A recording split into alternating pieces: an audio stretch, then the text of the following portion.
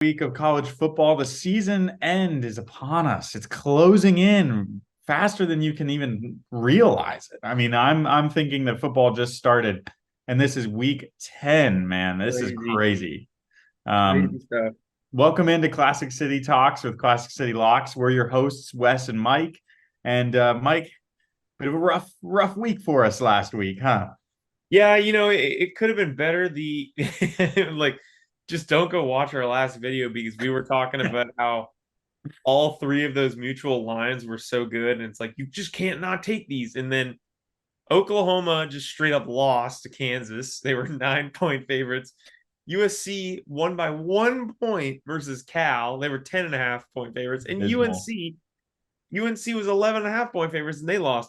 In which hindsight's 2020, but like we kind of forgot that UNC they just can't beat Georgia Tech in recent memory. No, I'm not. I do not regret that one at all. UNC Yeah, is I know. just I I take them from like the highest of opinion down to the lowest I now. Like know. you literally the week before were like, dude, let's bet against Georgia Tech, like the worst team in FBS kind Yeah. of thing. Like Oh no, I totally agree. We were talking about them being playoff contenders like 2 weeks ago, and exactly. they just fell apart.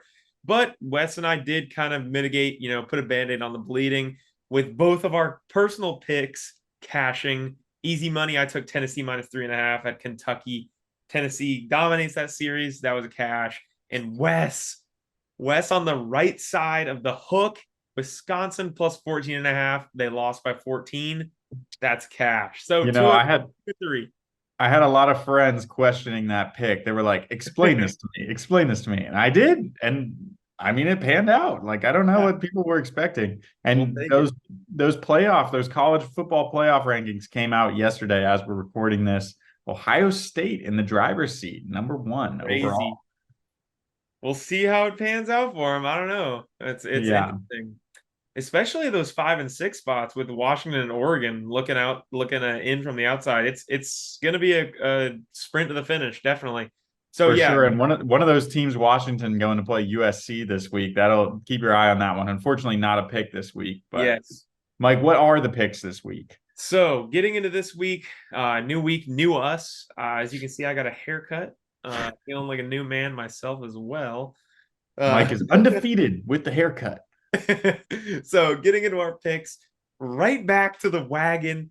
Purdue at Michigan over 50.5. I mean, we just can't not. This is hit for us, I think, every time we've taken it, knock on wood.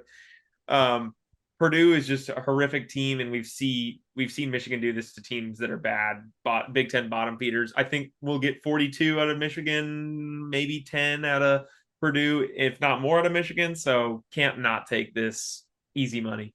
Yeah, and this I really like highlighting Michigan here for something other than their cheating scandal that's currently going on. I'm all for the the procurement of evidence and whatnot, but I'm very sick of that dominating the college football narrative the past 3 weeks. So I mean, let's just watch them take care of business and not say anything else about them. we cannot comment on the investigation legally because we are currently riding the wagon. So Mike is actually a part of it. He was been paid by yeah, Stallions multiple times. So yeah, yeah. FBI, You know check him me, big out, Michigan guy. please, please, and thank you. Our next pick, moving right along, we're gonna go with Ole Miss. You know, an SEC riser this year. Their only loss coming at Bama, I Yeah, believe, this season. They're pretty high in their playoff rankings too. They are favored by three. We are taking them to win by three or more. Well, three would be a push, so more yeah. than three against Texas A&M at home. Texas A&M, bit of an up and down team this year. Ole Miss, on the other hand, kind of in control of their own destiny. If LSU beats Bama this week, then Ole Miss could go to Atlanta. But there might be a spoiler on that later in the show. So Yeah, I think that Ole Miss is kind of an interesting team. I mean, we saw them get that crazy good win versus LSU and just a shootout. They dominated Vandy, did everything they need to. And I mean, they have some battle-tested wins going into some tough environments. They won at Auburn by a score. Um, I think that this is going to be a tough game for A&M. We're gonna trust Kiffin and the Rebels to, like you said, control their own destiny here. Also, yeah, A&M has lost to Ole Miss back to back, and they've on. I didn't believe this when I saw this stat at first. They're on an 8-game road losing streak, so A&M is expect that to continue. wow. Going on to our third mutual pick, another SEC West dogfight. We have some good SEC games this week. Oh yeah. LSU at Bama. We are going to take Bama -3. I know that's kind of scary. We just saw LSU score over 60 on Army unanswered last week. But you have to think about some of the intangibles in this game. Like, is Nick Saban losing back-to-back games against Brian Kelly and LSU? They lost last year on a 2-point conversion. Excuse me, 2-point conversion at LSU. This is a different environment. This game is personal now. Bama's at home. I don't know, man. Seems different this week.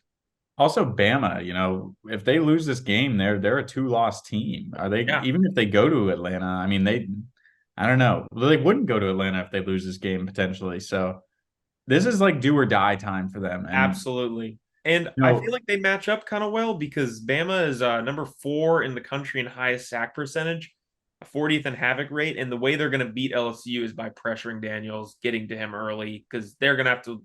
LSU's going to have to win this through the air. yeah. I mean, I've loved Milrow all year, but mid-row people have been calling him. So I don't know. Watch us eat our words this time next week. But I'm still confident in Bama -3 against LSU. So we'll move on to our personal picks. Mike, you want to start us off? Yes, I'm going back to another team that I've been fond of this season. I'm going to be taking the Notre Dame Fighting Irish -3 at Clemson. This is a Hmm. game that I said they would win at the beginning of the season before we knew that Clemson would be a shell of their former selves. So Notre Dame is 7-2 going into Death Valley. I know that's a really hard environment, but we've seen them rebound after, the emotional loss to Ohio State and then losing to Louisville, which you called that, Wes. But we saw a quality team beat USC 48-20. They just whooped Pitt 58-7. Opposite side of the coin for Clemson. They lose to Miami.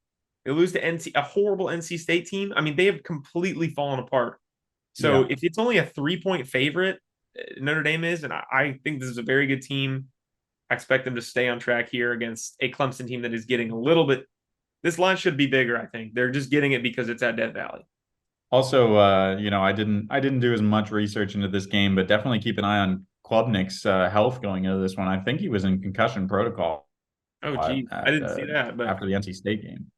But yeah, yeah. I like this pick here a lot. I would try and steal it from you if I could, but I'll move on to my pick, who, as I'm looking at this, feeling more and more like a madman. But I'm gonna take Iowa -5.5, -5. I'm seeing here A lot of 5 flat straight up lines. against Northwestern.